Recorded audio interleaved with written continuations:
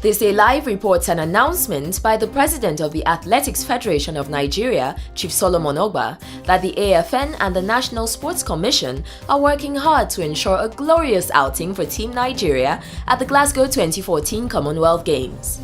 Chief Ogba stated that the athletes were being trained to ensure that they would not only make podium appearances in Glasgow, but would outdo their performances in Delhi in 2010, where Nigeria won 2 gold medals. He referenced Nigeria's high expectations in sports by saying, "Whatever you may achieve in sports, if you don't appear on the podium, it makes no meaning to Nigerians.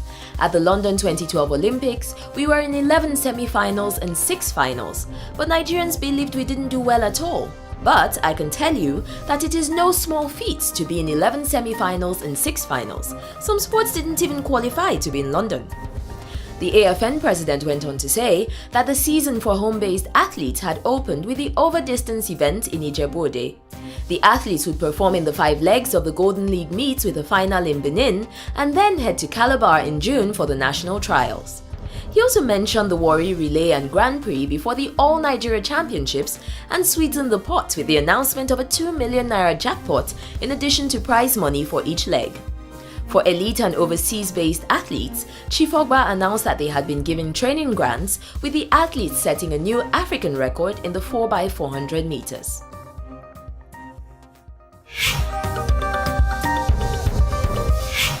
Guinea has announced that it has turned the tide in its fight against the Ebola virus and that the disease is almost completely under control. A spokesman for Guinea's health ministry, Rafi Diallo, is quoted as saying, "The number of new cases have fallen rapidly." Mr. Diallo added that new cases being monitored were all people who had been in contact with those who had fallen ill but were not themselves unwell. Guinea's Foreign Minister Francois Fall also announced that the West African country has brought the spread of the Ebola virus under control. Following a meeting with South African Minister of Health Maite Nkwana Mashabane in South Africa, he's quoted as saying, "We're pleased to say we have controlled the spread of the epidemic. We benefited from help from the international community to stop the spread of the epidemic," he went on to say. By this, he was referring to the emergency measures launched by international aid organizations to contain an outbreak said to be one of the worst ever.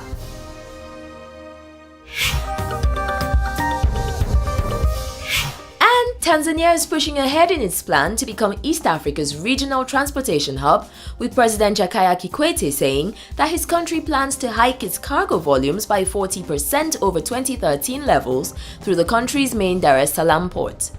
He spoke at the Reuters Africa Investment Summit and is quoted as saying, "If we invest in logistics centers, improve on infrastructure, and create a facilitative environment, we can easily turn Dar es Salaam into another Dubai of its kind."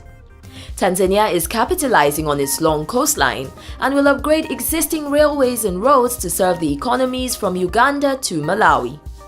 President Kikwete added that the projects include developing a port at Mtwara south of Dar es Salaam that could serve northern Mozambique and Malawi.